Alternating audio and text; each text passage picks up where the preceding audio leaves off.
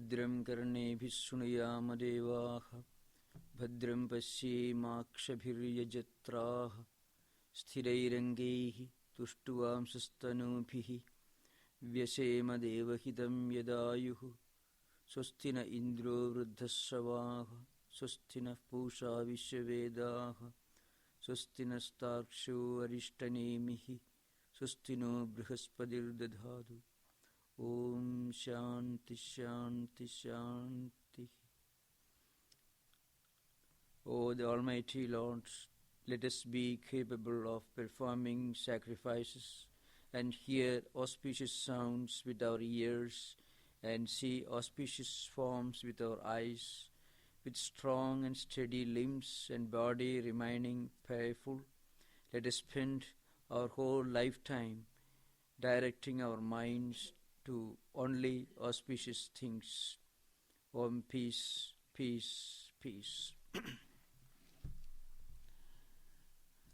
There is a request from one of the devotees to explain verse 1 and 2 of this Upanishads and give an elaborate explanation of these two mantras. Of course, we have dealt with very elaborately at the beginning itself, but I shall try to give you a brief explanation of the implications of these two mantras. The first mantra is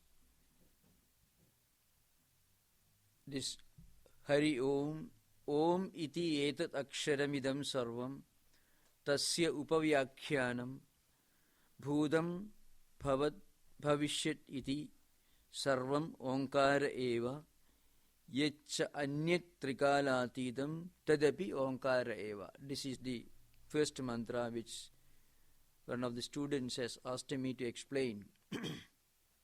Now in this mantra, in this verse, the Upanishad tells us that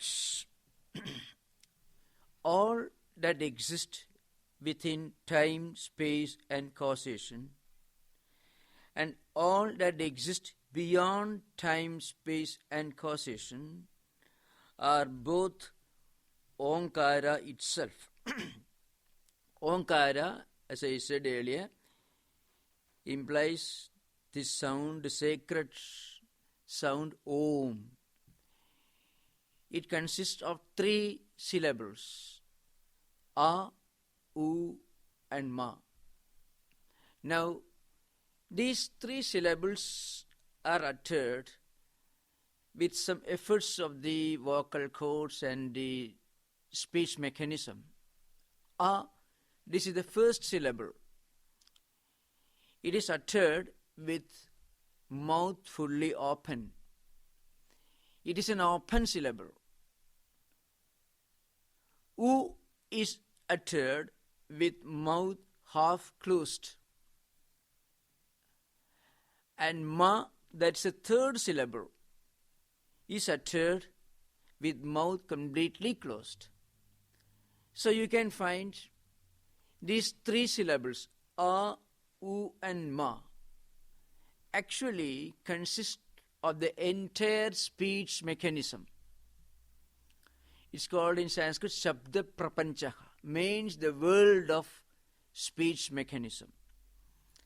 So whatever we can speak in any language, not only in Sanskrit, though this analysis is more closely based on the speech mechanism in Sanskrit language.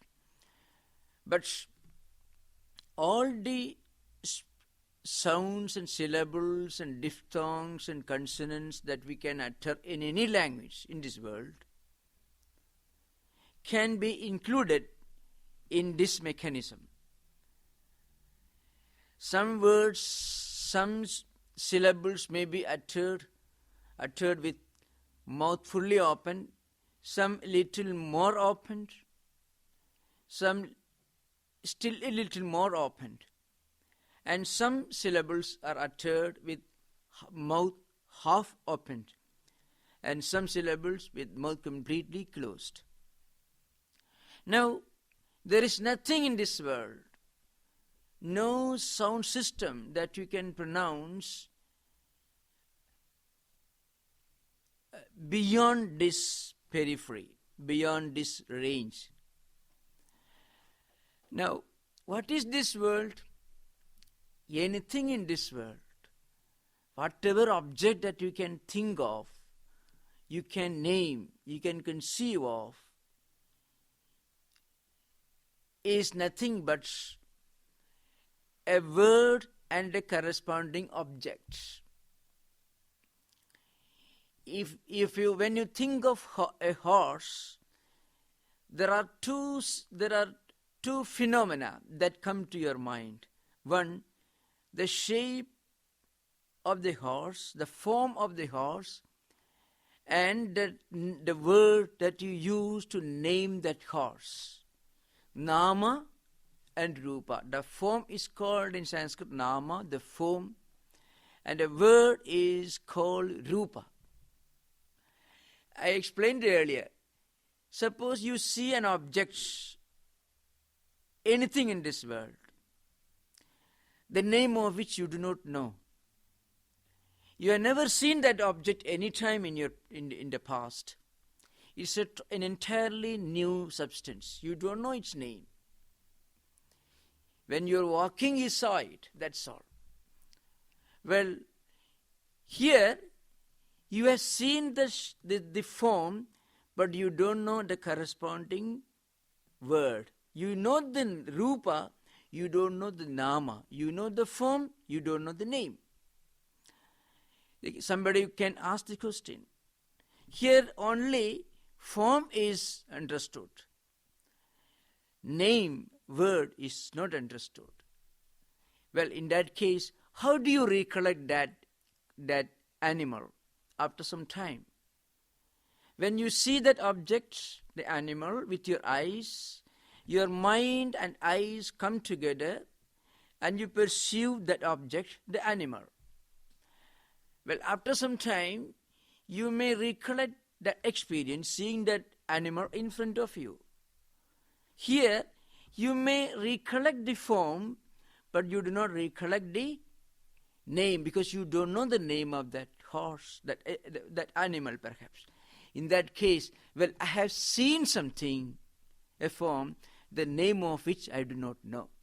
Still, in your mind, there is a corresponding speech mechanism that you form unconsciously to recollect that horse, the animal, the name of which you don't know.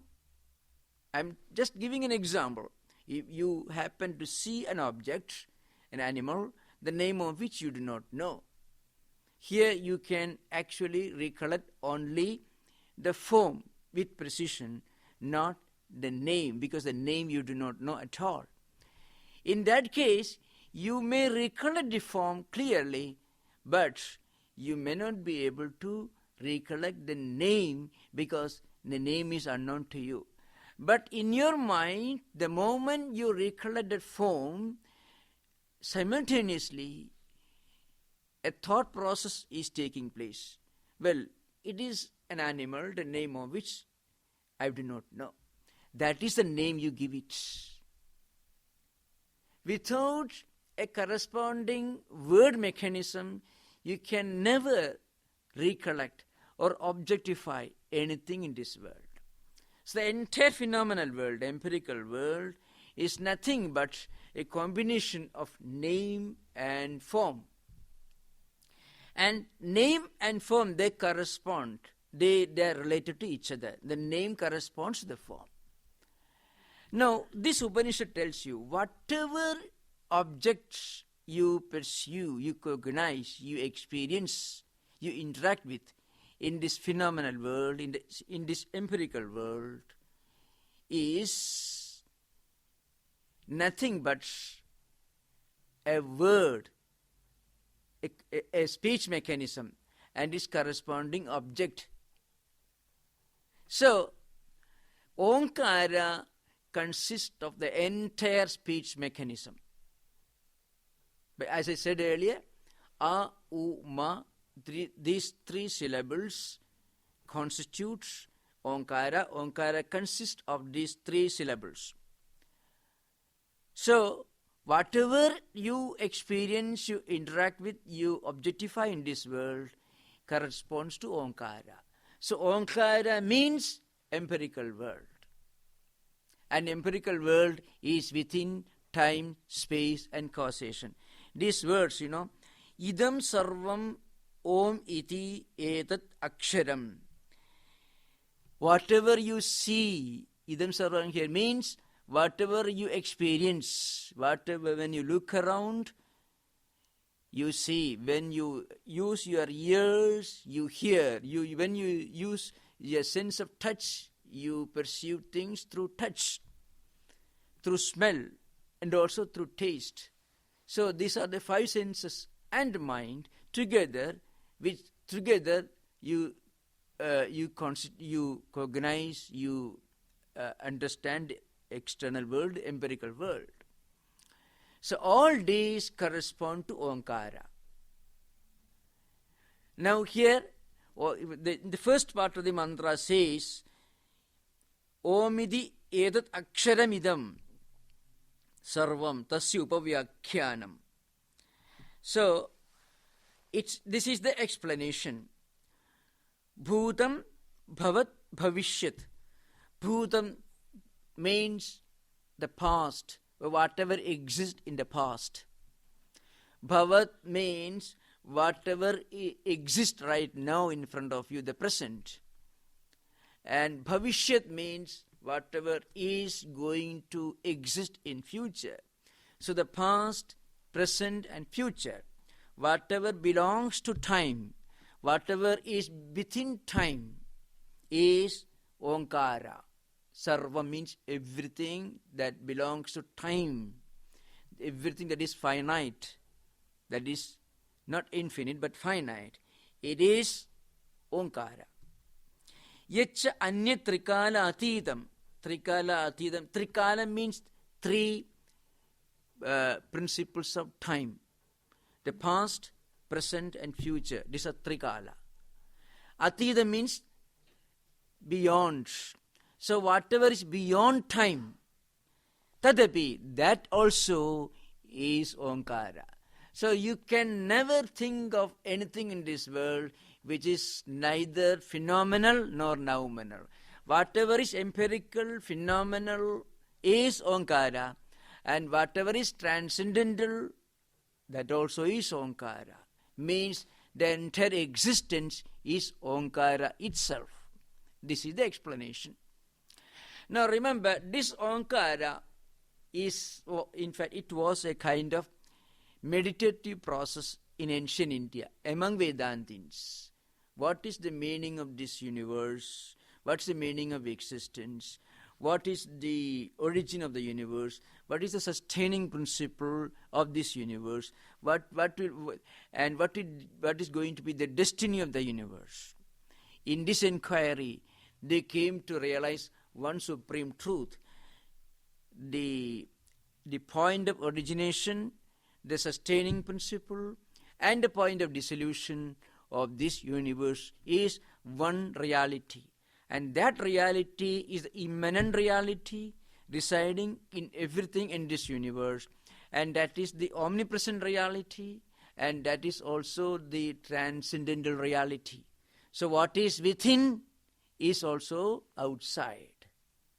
Reality is one, that is immanent. It is present in everything and everybody. It is omnipresent. It is all-pervading. It is also transcendental. So the first mantra, the first verse tells us that whatever you can conceive of, whether within time or beyond time, is nothing but Onkara itself. Onkara corresponds to the entire existence that you can conceive of, either as the phenomenal or the transcendental, the empirical or the transcendental, the empirical or the trans-empirical, as Kant would have used, that which beyond. Everything is Onkara itself. The only difference is, a great idealist like Kant said, this reality is transcendental. It cannot be known. It is unknown and unknowable. Vedanta says this reality is transcendental, but it can be known. It cannot be objectified. You cannot see that reality. You cannot experience that reality as you experience or cognize the empirical phenomena. But it is your own inner nature, your own true nature. So, it is within yourself. It is non-different and non-distinct from your own real nature. You cannot objectify it. In that sense, you cannot know it. Because normally, at empirical level, whenever we speak of knowledge, we normally mean objectification of a phenomenal entity. That's what we call knowledge.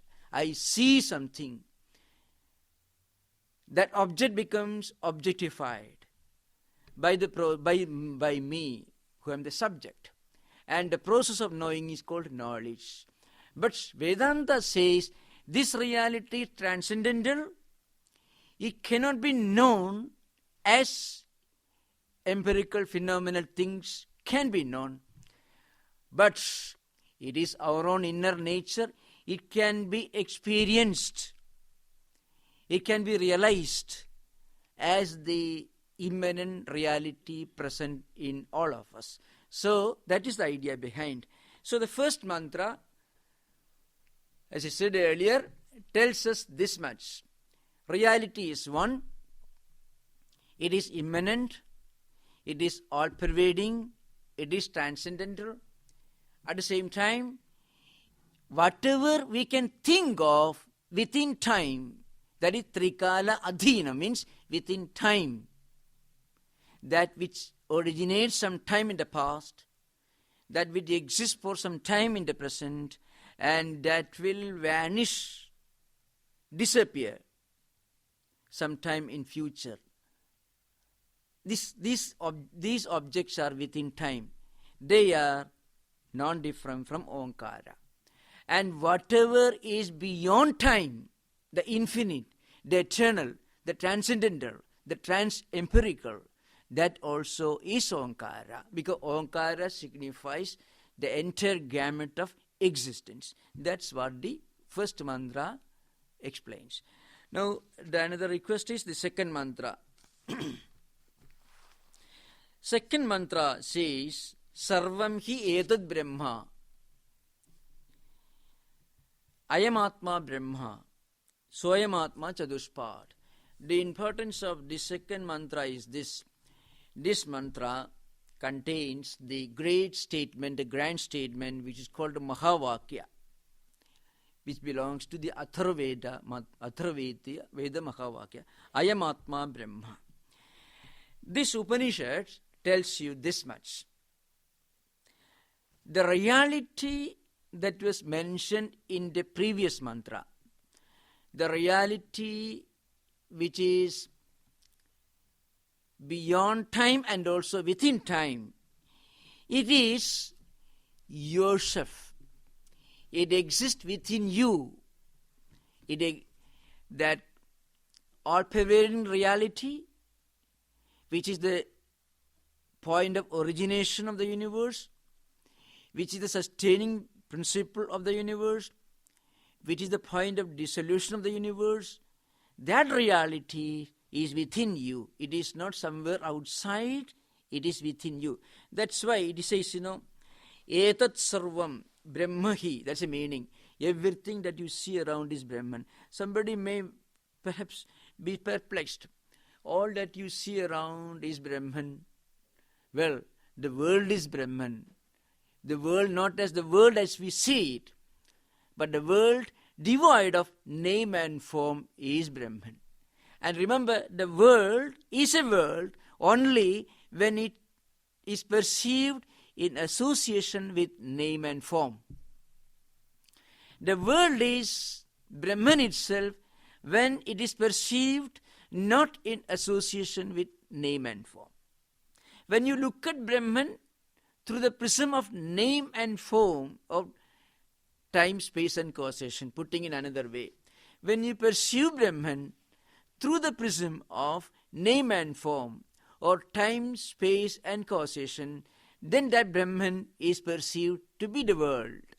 When you perceive the world without any association with name and form, the world itself is realized to be Brahman.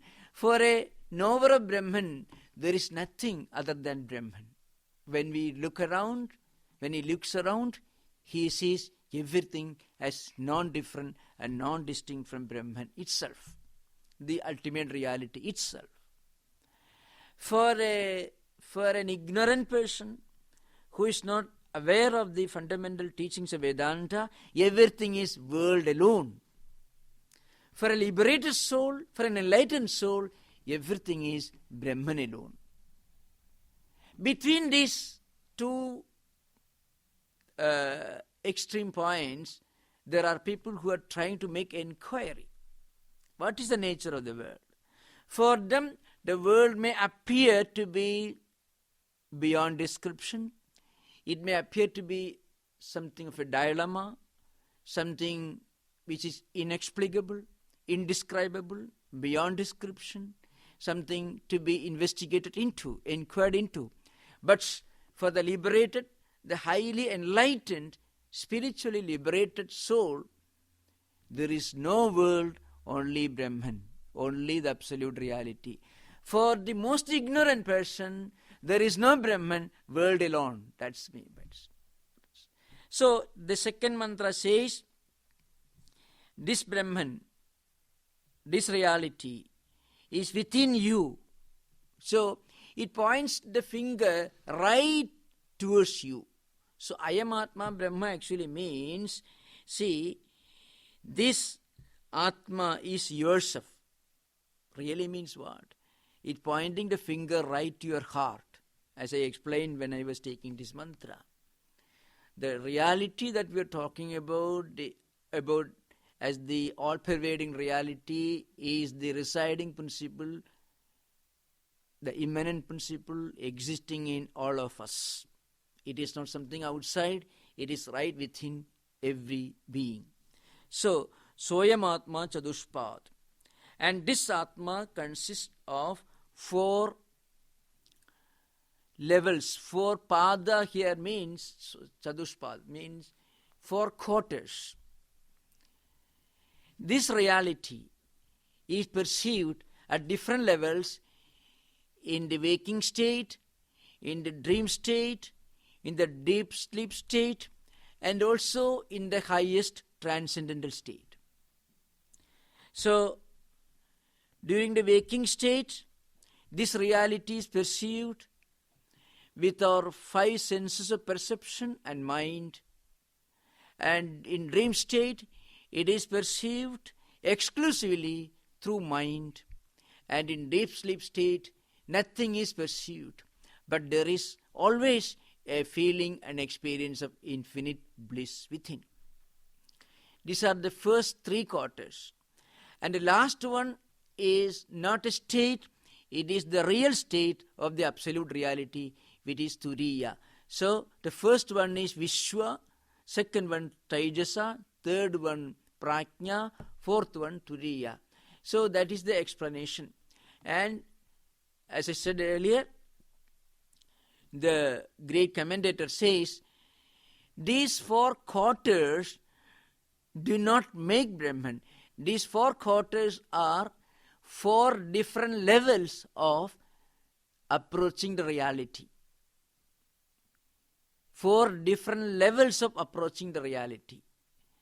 It's not that we should not think that the reality, Brahman, is divided into 4 quarters. No. In fact, they are 4 levels of approaching, realizing the supreme reality.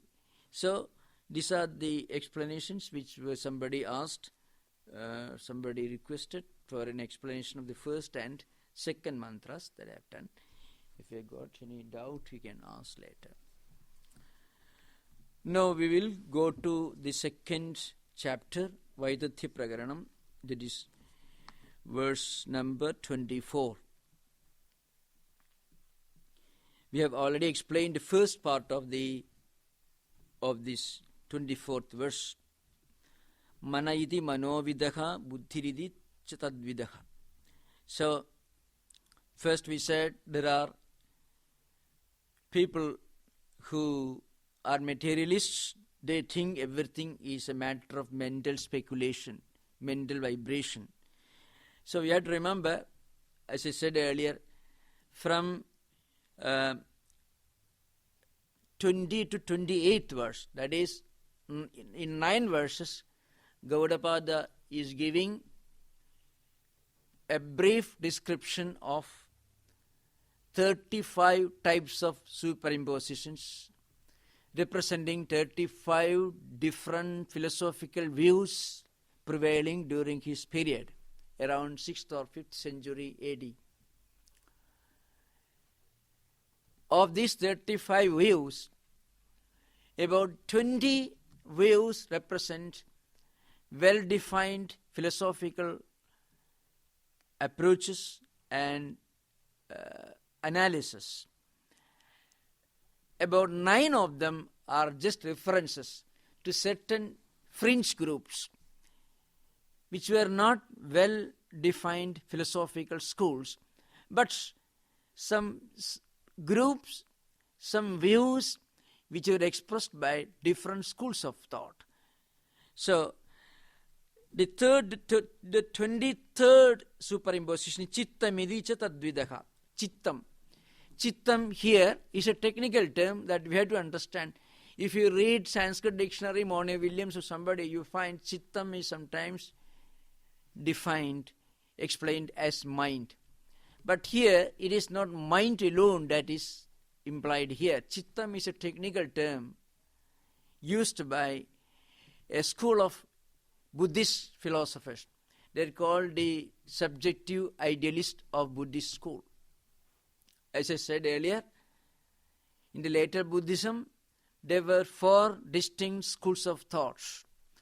2 schools of realists and 2 schools of idealists. The 2 schools of realists were the Sautrantikas and Vaibhashikas, who believed that external objects are real. Their momentariness is a fundamental philosophical view held by Buddhists in general. So they believed, though external objects are momentary, they do have a reality. They do have the status of reality. But the other 2 schools, the 2 schools of idealists, did not accept that the external objects are real. They were called, in Sanskrit, they were called Shunyavadins, the school of Shunyavada, I mean the school of void or emptiness. And the school of subjective idealism is called Vijnanavada. Chittamidi chittavidaha. In this mantra, in this part of the verse, Gaudapada is referring to the subjective idealists of Buddhists.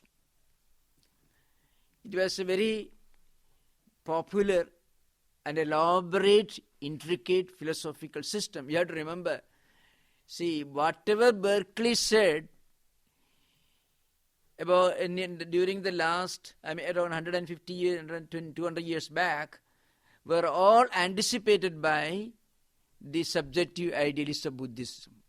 See, subjective idealism of Buddhism developed around 2nd or 3rd century AD. And there are hundreds of books, remember, not dozens, hundreds of books. They are having scores of philosophers. Right from 1st or 2nd century AD up to 8th century AD, they are having hundreds of philosophers who held different views. belonging to the school of subjective idealism. They believed that external objects are absolutely unreal. Then how do we perceive different objects?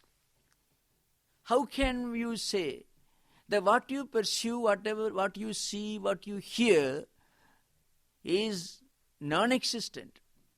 They say that all these ideas exist within the mind.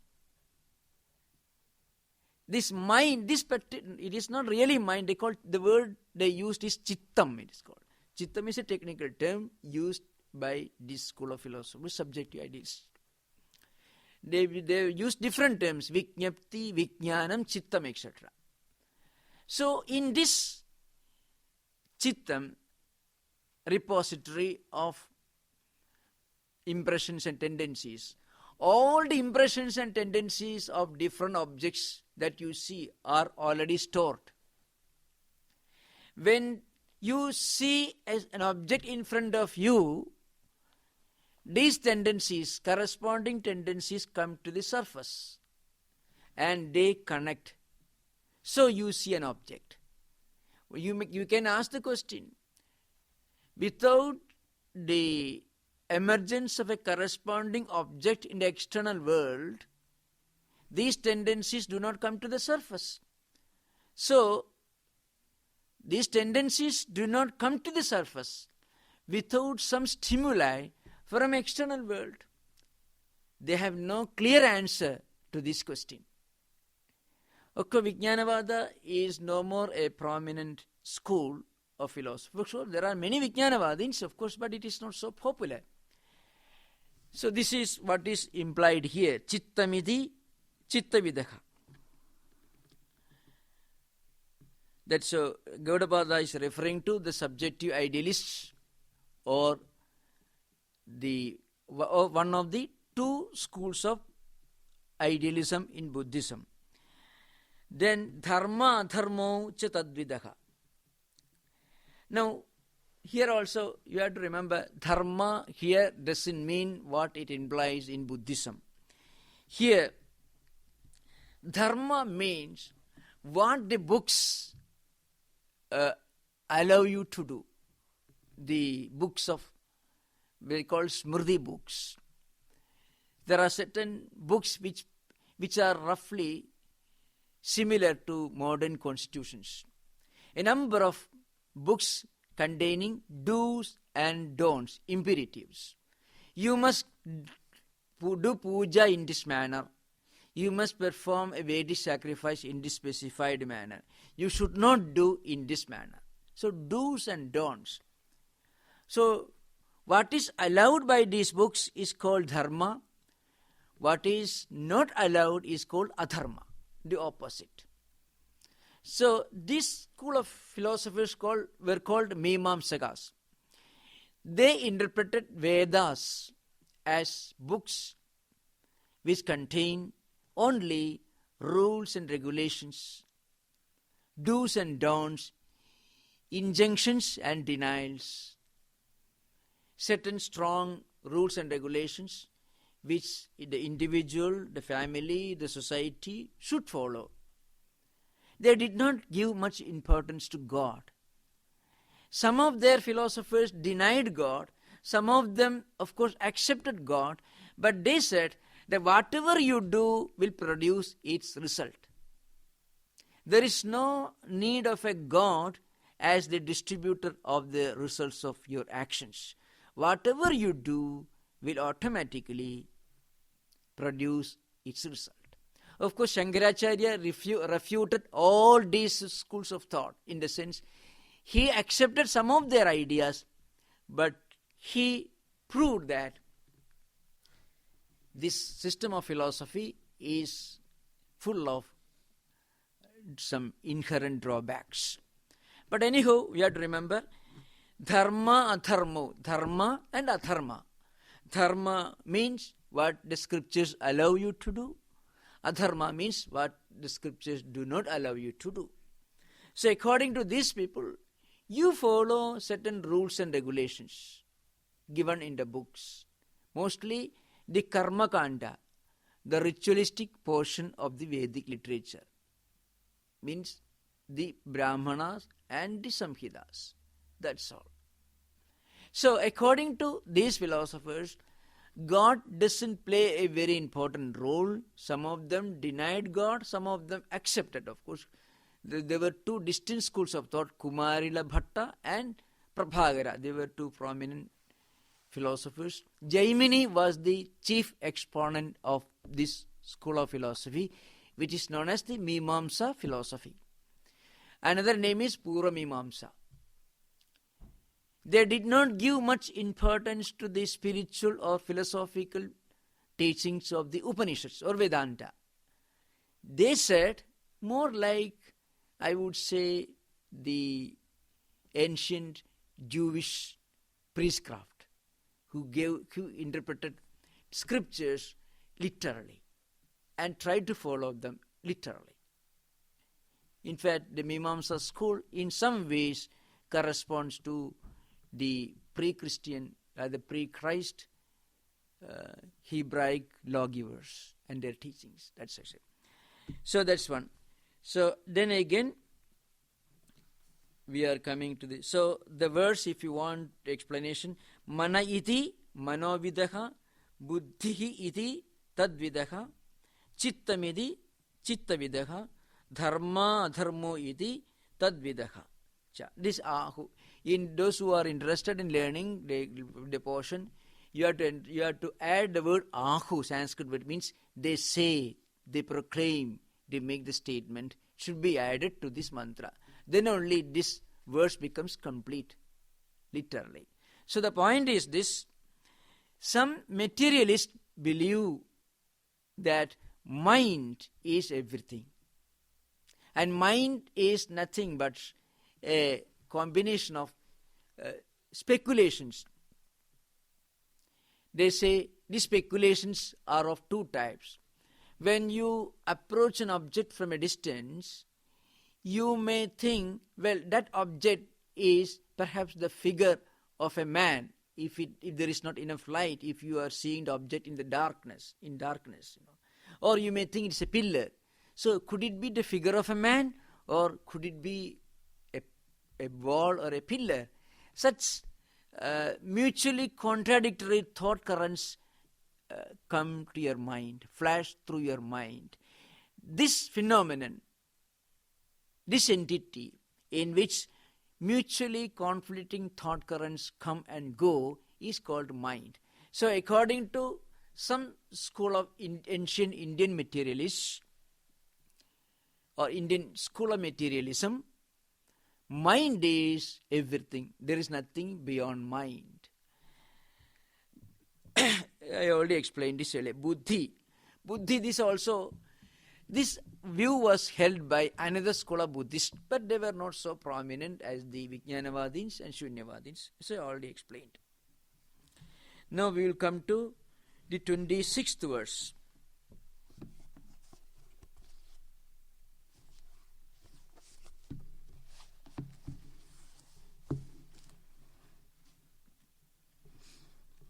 The 26th verse says, Panjavimshaga ityeke Shadvimsha iti cha apare Ekatrimshaga ityahu Ananda iti cha apare. Now here, this is 25th superimposition, 25th school of thought which Gaudapada refers to. Panjavimshaga means 25. It means 25. In fact, they were a school of philosophers who were dualists. They were called Sankhya philosophy. Perhaps many of the students of Indian philosophy even now study Sankhya school of philosophy, one of the most ancient school of philosophical systems. The earliest textbook, well-known textbook of Sankhya philosophy dates back almost 1800 BC. You find according to those who specialize in comparative philosophy, many of these teachings are found in the teachings of 7th century Greek philosopher Thales. Many of these ideas originally found in the Sankhya system of philosophy are found. Many of they called philosophical parallelisms, not that one borrowed from the other. Very often, simultaneously identical or uniform philosophical ideas can emerge in countries and lands separated by thousands of miles. So the 26th verse, the first school mentioned here is the Sankhyas. They believe in 25 categories. Now, we have to remember, before going further, I shall speak a few words about the Sankhya school of philosophy. They are essentially dualists. A school of philosophy which accepts more than one absolute category may be called dualists. Not that they should believe only in two absolute categories. Conventionally, a school of philosophical system which accepts more than one absolute, eternal, fundamental category is called school of dualism. So all pluralists are dualists. In literary sense, dualists believe only in two fundamental categories. But in conventional sense, all pluralists can be called dualists. Now, they believe in two fundamental categories to begin with. One is Purusha. The other is Prakriti. These are the two absolutely fundamental categories which they accept. Purusha is consciousness. But this Purusha doesn't participate in the evolution of the universe. It is conscious, but it is practically inactive. The second category is called Prakriti. Another name is Pradhana. Prakriti consists of three character types. You may have called Sattva-guna, Rajoguna, Tamoguna. Sattva-guna corresponds to knowledge, Rajoguna corresponds to action, and Tamoguna corresponds to ignorance, sleepishness, inactivity, and so on. And they believe that Purusha is inactive, the entire phenomenal world evolves out of Prakriti. So Prakriti is the category, and everything that you perceive in the empirical world is an evolute of Prakriti. Another name that you may come across in philosophical books is Pradhana. And from this Prakriti, all the five senses of perception, five senses of action, mind, intellect, the ego sense, all the entire universe evolves out of this Prakriti. Mahat, Ahankara, Tanmatra, five organs of intellect, five organs of action, mind, and five Mahabhutas, etc. So, and the Purusha I already mentioned. These are the 25 categories of Sankhya philosophers. Gaudapada is referring to the Sankhya philosophers in his verse Panchavimshaka, means 25. I'm just, I don't think I need to go very elaborately along this system. But the point to remember is, during the period in which the author of this text lived, that is Gaudapada lived during his time, there were innumerable schools of thoughts who believed who held various views which were all in conflict with the views of Vedanta, Advaita Vedanta. And Gaudapada is referring to all these 35 schools of philosophical ideas just to show you how inadequate and how absolutely unacceptable these views are. And then he will show that the only logically sound and acceptable school of thought is the view of Advaita, which is rational, which is at the same time based on our own intuitive experience. And Shankaracharya in his commentary has given detailed descriptions of the logical fallacies of these 35 schools of philosophical ideas, indirectly, because Shankaracharya doesn't write any commentary on any of the 9 verses, which gives a list of these 35 systems. But through the text, whenever the context comes, Shankara refutes the views of the 4 schools of Buddhists, the ritualists, the Sankhyas, and others who held different views, who believed that the world is, or the reality is, more than one. So now our time is already up. There may be 5 or 10 minutes. If you have got anything to ask, any need for clarification, I shall try to explain, and then we'll close. Somebody had made this request to explain the first 2 mantras, so it took some time. But if there is any question based on what I explained, we can try, we can ask. Om Shanti Shanti Shanti.